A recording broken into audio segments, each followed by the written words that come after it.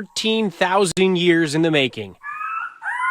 Direwolves walking the earth for the first time since the Stone Age, thanks to a remarkable scientific breakthrough. The direwolf is the first de-extinct species. Until recently, the only way to catch a glimpse of the bygone beast was to watch Game of Thrones. But now, Texas-based Colossal Biosciences has recreated the canines by implanting fossilized genes into the gray wolf. We've taken a gray wolf genome, a gray wolf cell, which is already genetically 99.5% identical to direwolves, and we've edited those cells at multiple places in its DNA sequence to contain the direwolf version of the DNA. Colossal giving ABC News an exclusive glimpse inside their lab. That animal looks like a direwolf, it will behave like a direwolf, and it is a direwolf. But as dire pups Romulus, Remis, and Khesi grow, so does the controversy surrounding their existence. Some critics claim these new wolves aren't actually direwolves, since they share so much of their DNA with their modern-day counterparts, while others are concerned that de-extinction efforts could have unforeseen or even deadly consequences. Nature is far more complicated than our ability as humans to understand it or to understand all the possible unforeseen consequences. And so one wants to be careful. If you're mucking around with genes, you may produce a wolf that's twice as ferocious.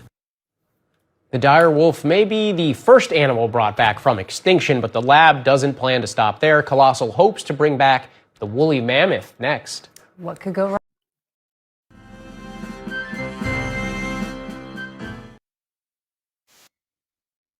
55,000 years they've not walked the earth.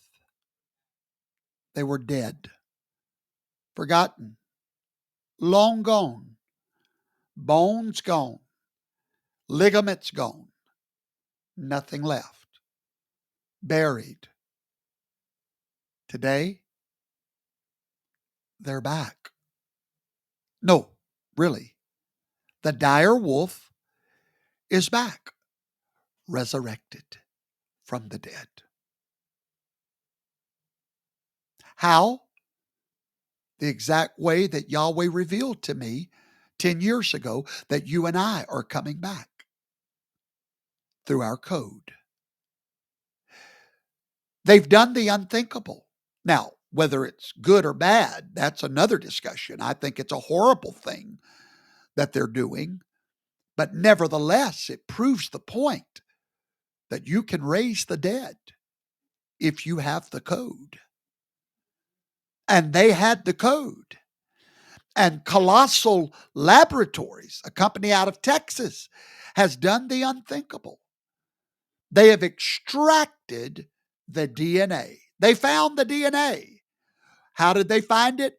From a fossil that was well preserved in snow from what they believe to be 25,000 years ago. They just extracted the DNA, the code. They put that code in a cell, and voila, the dead lives again. The dire wolf is back. The names Romulus, Remis, and Khesi. 3 puppies, a whisper from the past, a warning, and a witness.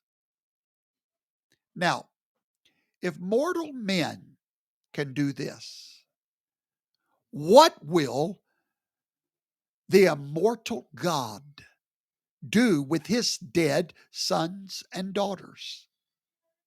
If mortal men can now resurrect the dead, God help every skeptic now that doesn't believe in the possibility of a resurrection. After all, how do we get the dust to come back to life?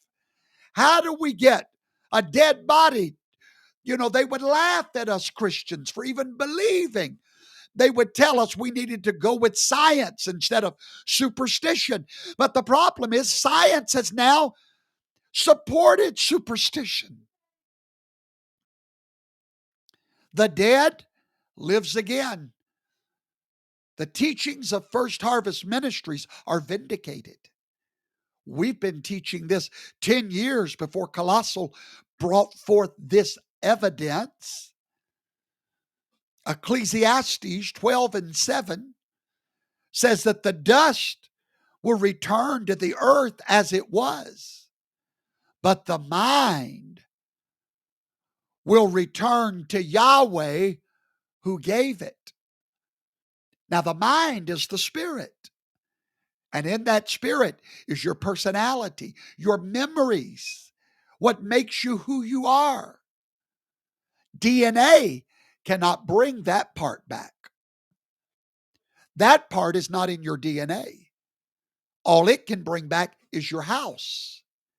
Now you might understand why. The other part of you must be preserved, not in your DNA, but in your Father's watch care. The Bible said your mind goes back to God. He preserves your thoughts and your memories.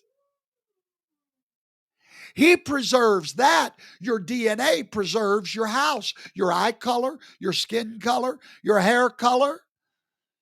The mystery of the resurrection is now and forever solved. You don't even need faith anymore to believe in the resurrection. It now computes. Now, there is a ministry that revelation was given to long before it computed. When I would teach that, people would look at me as if I had a third face.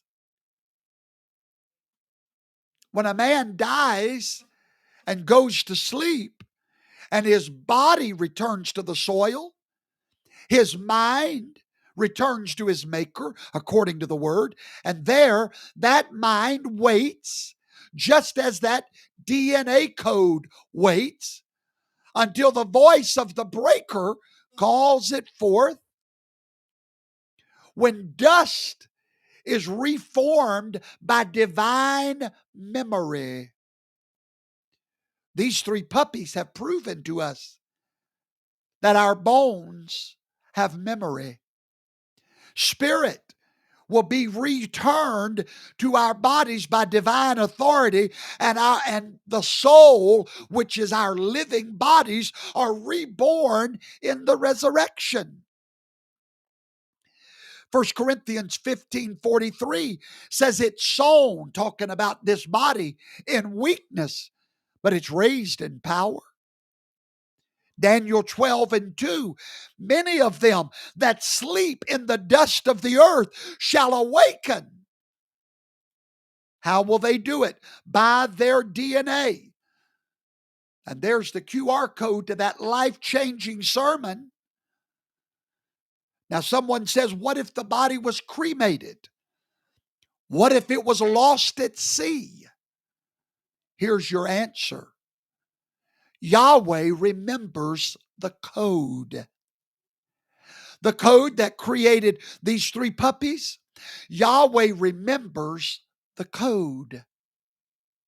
It is the code that creates. The one that knit you together in your mother's womb will knit you again. He that numbers the hairs on your head will number the atoms in your ashes. He that called the stars into being will call your name from the grave.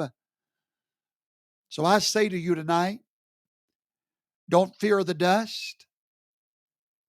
Don't fear the grave. The resurrection is no longer a hope.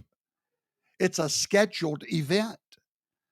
And if wolves can rise from DNA, so can kings and priests, so can you. Isaiah 26:19 says, awake and sing, you that dwell in the dust. Your mind will not be lost. Your body will never be forgotten. Your name will never be erased.